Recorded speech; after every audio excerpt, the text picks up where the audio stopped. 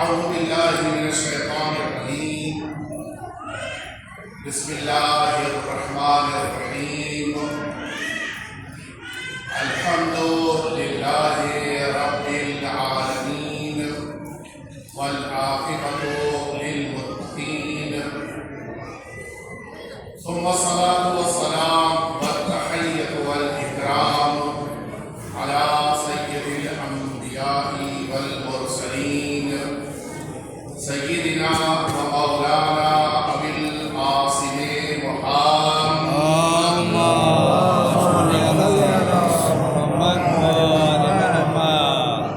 صلى الله عليه وعلى أهل بيته الأطيبين الأنجلين، لا سيما الإمام المبين بقية الله في الأرضين. أرواحنا وأرواح العالمين لتراب مقدمه والفداء واللعنة الدائمة الباقية على أعدائهم أجمعين. أما بعد، فقد قال الله الحكيم في كتابه المبين: ورضوان من الله أكبر. ایک دفعہ مل کے آپ سبھی حضرات سماعت کیجیے.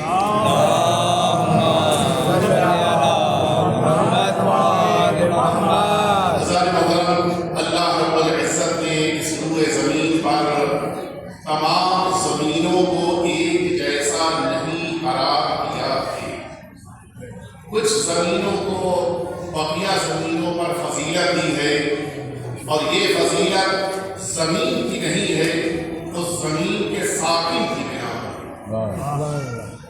جس سرزمین پر آپ کو بیٹھنے، آنے، زیارت کرنے، پہنچنے، رکنے، قیام کرنے کا موقع اور جس کی سعادت اللہ نے دی ہے، اس سرزمین کی فضیلت کے لیے یہی کافی ہے کہ جو اللہ کی رضایت کا مظہر ہے وہ امام یہاں پر مقیم ہے. آپ ان کی بارگاہ میں ہیں کہ جن کی بارگاہ سے اللہ کی رضایت مل سکتی ہے. اور اسی لیے میں آپ کی خدمت میں عرض کروں، جس آیہ شریفہ کا ٹکڑا میں نے آپ کی خدمت میں عرض کیا، اس آیہ شریفہ میں ارشاد ہوا کہ اللہ کی تھوڑی سی مختصر سی رضایت اکبر ہے، یعنی سب سے بڑی ہے.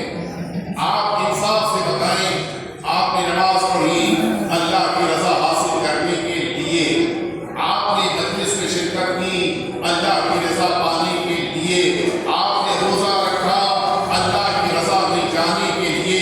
یہ ساری محنت کیوں ہے؟ تاکہ اللہ کی رضا مل جائے. آپ سوچیں، یہ جو اللہ کی رضا ہے وہ اگر مل جائے تو سب سے بڑی شے ہے، وہ بھی اگر تھوڑی سی ہو. اگر ایک عام بندے کو تھوڑی سی رضا مل جائے تو یہ کائنات کی سب سے بڑی شے ہے. تو جس ذات کو اللہ اپنی ساری رضائیں عطا کر دے، آپ سوچیں کہ اس ذات کی بارگاہ کی کیا عظمت ہوگی. اور اسی لیے میں عرض کروں آپ کی خدمت کہ اللہ رب العزت نے اس روئے زمین پر سب سے زیادہ باشرف، باکمال اگر شخصیتوں کو بنایا ہے تو وہ اہل بیت اطہار، اور ان کے درمیان پنجتن پاک صلوات اللہ وسلامہ علیہ اجمعین. اللہم صلی علی محمد. آپ کا درجہ سب سے زیادہ ہے. سرکار امام رضا علیہ الصلوۃ والسلام، آپ کی خاصیت نہیں ہے کہ آپ کو اللہ رب العزت نے پنجتن پاک کا نمائندہ بنایا. سنیں گے آپ، اللہ رب العزت نے سرکار میں پنجتن پاک کی 5ویں فرض سے شروع کرتا ہوں. اللہ رب العزت نے سرکار سید الشہداء امام حسین صلوات اللہ وسلامہ علیہ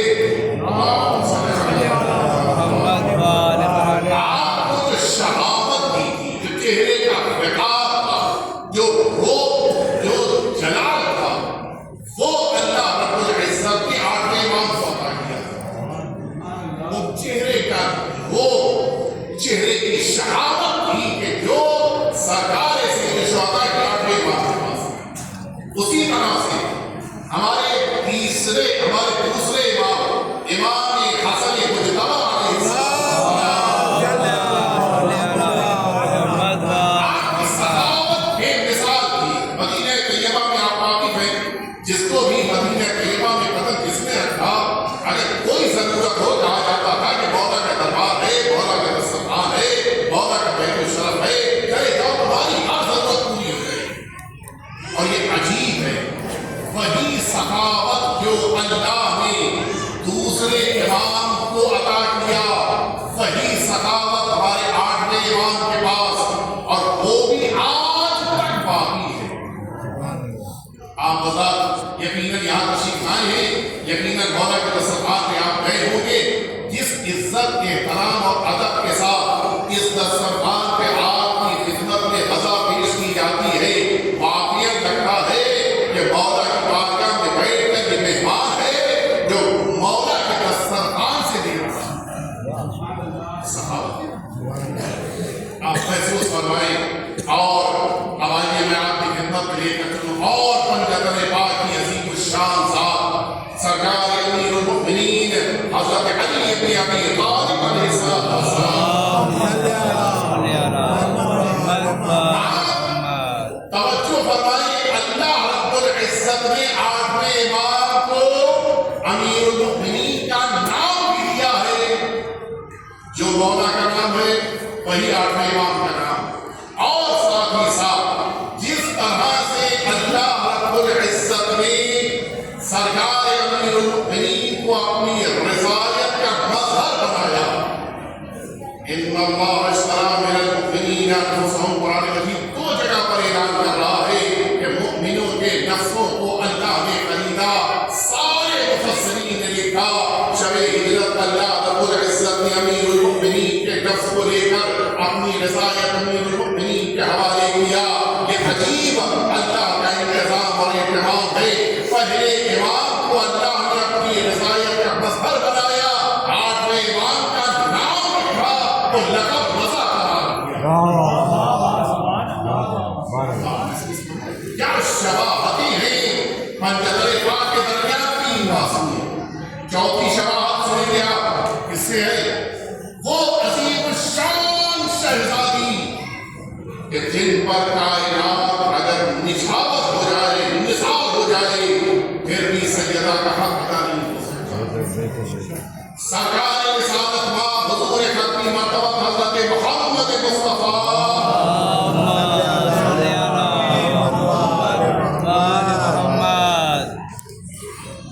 آپ کا ارشاد گرامی قدر ہے، اور یہ عجیب مرحلہ ہے۔ میں یہاں پہ خاص توجہ آپ کی چاہوں گا۔ 2 معصوم کے بارے میں حضور اکرم نے ایک ہی لفظ استعمال فرمایا، ایک لفظ 2 معصوم کے بارے میں۔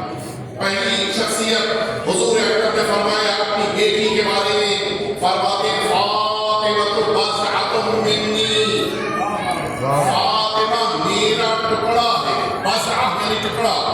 یہ فرمایا اپنی بیٹی جناب سیدہ کے بارے میں، اور اگلی حدیث میں فرمایا ستدفن بضعۃ منی فی خراسان، شہر خراسان میں میرا ایک ٹکڑا قریب دفن ہوگا، کوئی بھی غمزدہ نہیں وہاں تک پہنچے گا سوائے کہ اس کی ساری مشکلات اللہ دور کر دے گا۔ آپ نے توجہ فرمائی، حضور اکرم نے ان 2 شخصیتوں کو، صدیقہ طاہرہ کو بھی اور آپ کے وارث 8ویں امام کو بھی، سرکار رسالت ماں نے اپنا ٹکڑا کہا ہے۔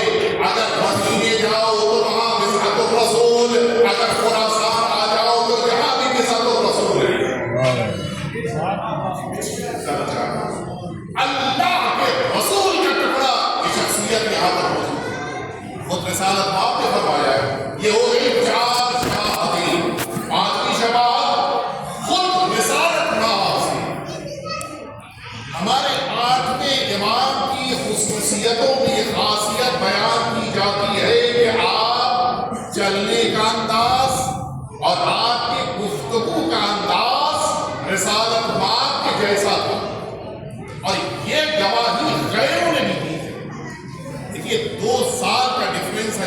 سال کا 200 سال کا فاصلہ بہت زیادہ ہوتا ہے، کوئی چھوٹا موٹا فاصلہ نہیں ہے۔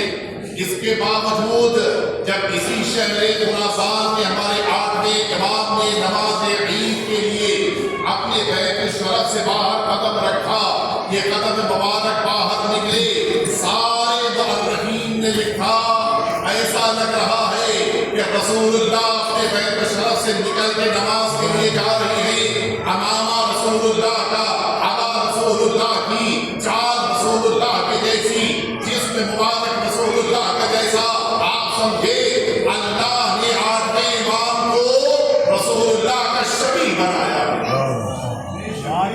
یہ 5 شخصیتوں کی شبیہ کی بارگاہ میں آپ آ کر بیٹھے ہیں۔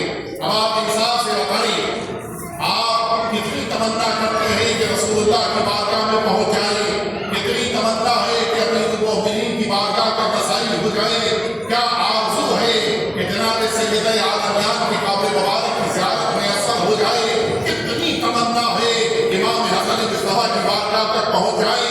کتنی دل میں آرزو ہے سرکار سید شہداء کی بارگاہ کربلا جو اللہ پہنچ جائے؟ یہ اللہ نے شرف آپ کو دیا، آئے ہیں 8ویں امام کی بارگاہ کی زیارت میں، ثواب منجر پاک کی زیارت میں مل رہا ہے۔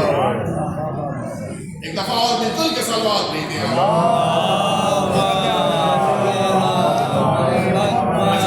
مقدس بارگاہ میں آپ آ کر بیٹھے، اور ایک جملہ آپ کے ذہنوں کے حوالے کر رہا ہوں، یقیناً آپ سبھی ماشاءاللہ سے اردو زبان یہ مومنین یہاں پر موجود ہیں۔ 8ویں امام کے وجود کی برکتیں ساری کائنات میں ہیں، لیکن سب سے زیادہ، بڑی ذمہ داری سے جملہ کہہ رہا ہوں، سب سے زیادہ 8ویں امام کے وجود بابرکت کی سعادتی اگر ملی ہے تو ہمارے اس اردو زبان کے پورے خطے کو، یہ پورا ہندوستان، پاکستان، بنگلہ دیش، یہ پورا خطہ، یہ جتنی شیعیت ہے وہ ہمارے 8ویں امام کے وجود کی برکت کی بنا پر ہے۔ مولا جب مدینہ طیبہ سے خراسان تشریف لائے ہیں، تب یہاں سے اور پھر بقیہ علاقوں سے یہ شیعہ قافلے، یہ سادات کے قافلے، یہ امام کے خاندان والے یہاں سے منتقل ہوئے، اور اس زمانے میں جو علاقے اس طرف تھے ان علاقوں تک ان شیعوں نے خود کو پہنچایا، شیعیت کو پھیلایا، اور آج نتیجہ یہ ہے کہ شیعیت بھرپور رہی ہے۔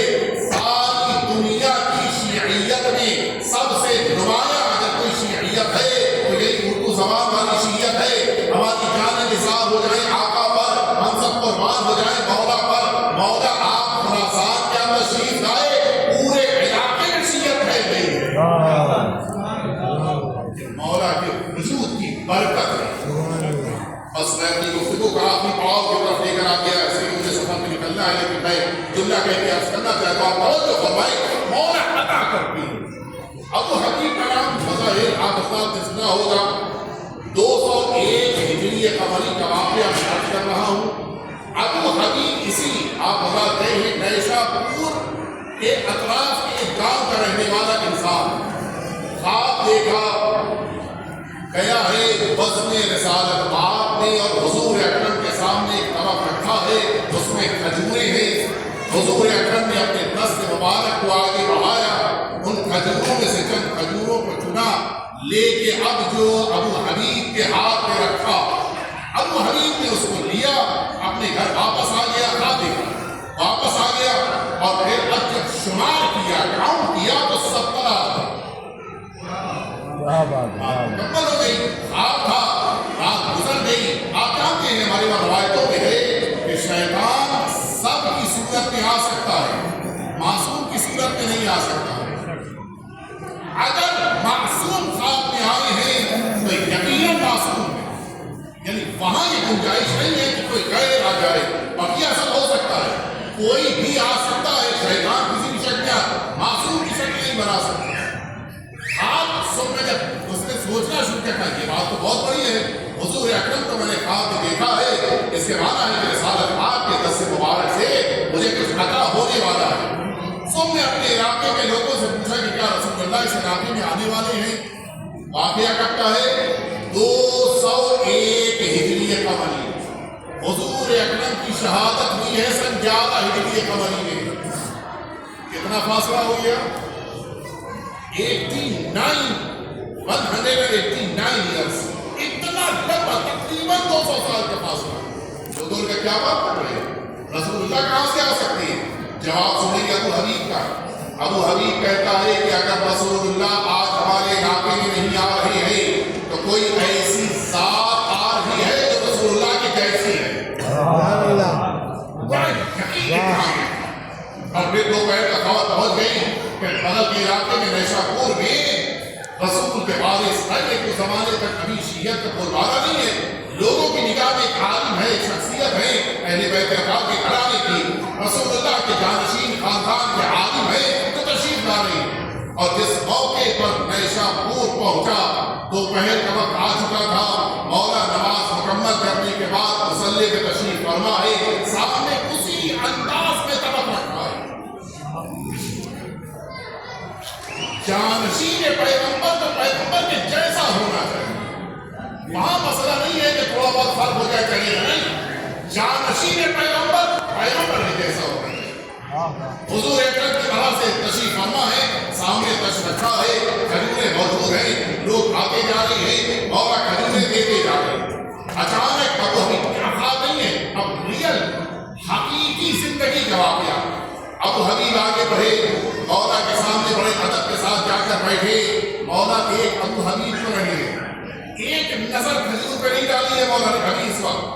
دست مبارک کھجور پہ رکھا، اپنے ہاتھ کو بلند فرمایا اور اب جو ابو حبیب کے ہاتھوں پر کھجور رکھی شمار نہیں کیا، شمار نہیں کیا.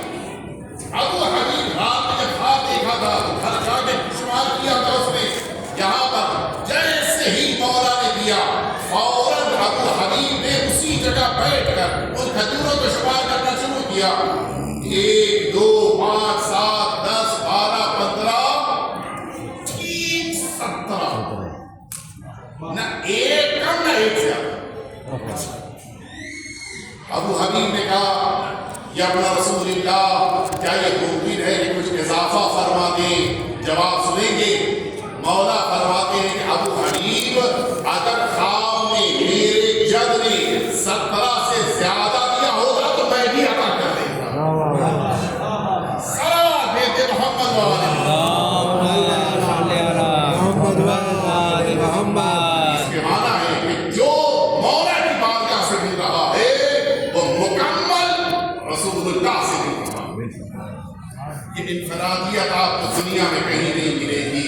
یہ اتحاد صرف اہل بیت اطہار کے گھرانے میں ہے، دنیا میں کہیں نہیں ہے. اور بس میں نے اپنی گفتگو کو مکمل کر دیا.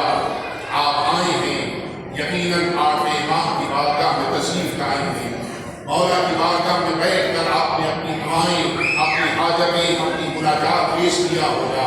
لیکن سب سے بہترین اور عظیم ترین وسیلہ جن کے نام کی بنا پر آپ اپنی دعائیں امام سے حاصل کر سکتی ہیں وہ وسیلہ کوئی اور نہیں، 8ویں امام کی دادی صدیقہ طاہرہ کا وسیلہ ہے.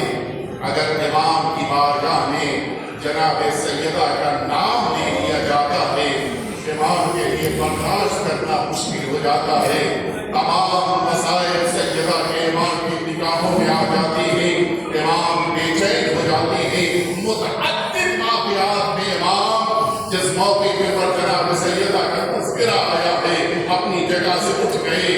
متعدد واقعات میں امام کی آنکھوں سے اشک جاری ہو گئے. متعدد واقعات میں آپ نے جناب سیدہ کا نام لے کر گریا شروع کیا. جب اس موقع کے اوپر کہ جب سیدہ کا نام لیا جائے ایک پوتے کا یہ عادت ہوتا ہے، اولاد کا یہ عادت ہوتا ہے. ذرا انصاف سے بتائیں جس موقع کے اوپر اسی مدینے طیبہ کے اس چھوٹے سے گھر میں جب گھر کے دروازے سے دھواں اٹھ رہا تھا وقت کا امام دیکھ رہا ہو اور سیدہ پہ دروازہ گرے، سیدہ کے گرے ہوئے دروازے پہ لوگوں کے پیر پڑے. سیدہ بیٹا وہ ننھا سا بچہ کہیں دنیا میں نہیں آیا ہے، وہ بچہ دنیا میں آنے سے پہلے شہید ہو جائے. اس موقع کے پر کیا عالم ہوا ہوگا.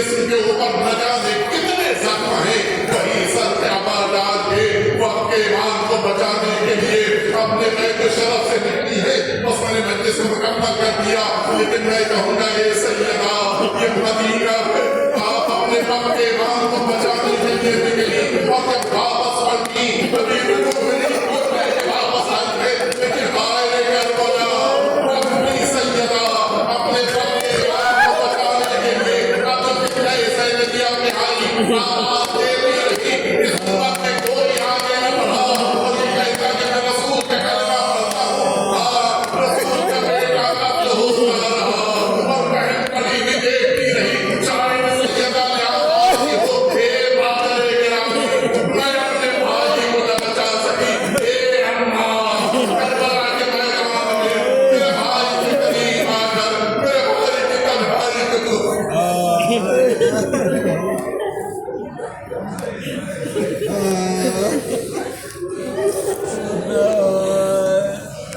الله على القوم الظالمين وسيعلم الذين كفروا أي منقلب ينقلبون إلهي بحق الزهراء وبنيها وبعلها وبنيها واصبر للمستودع فيها أن تصلي على محمد وآل محمد پروردگار امام رؤوف کا واسطہ ان سب کے آقا اور مولا کے ظہور میں تعجیل فرما، پروردگار ہم سبھی کو حضرت کے خدمت گزاروں میں شمار فرما، پروردگار اس نظام جمہوریہ اسلامی کی حفاظت فرما، پروردگار تمام علماء تمام مراجع کرام رہبر معظم پروردگار ان سبھی کو حفاظت فرما، پروردگار دشمنوں کے شر سے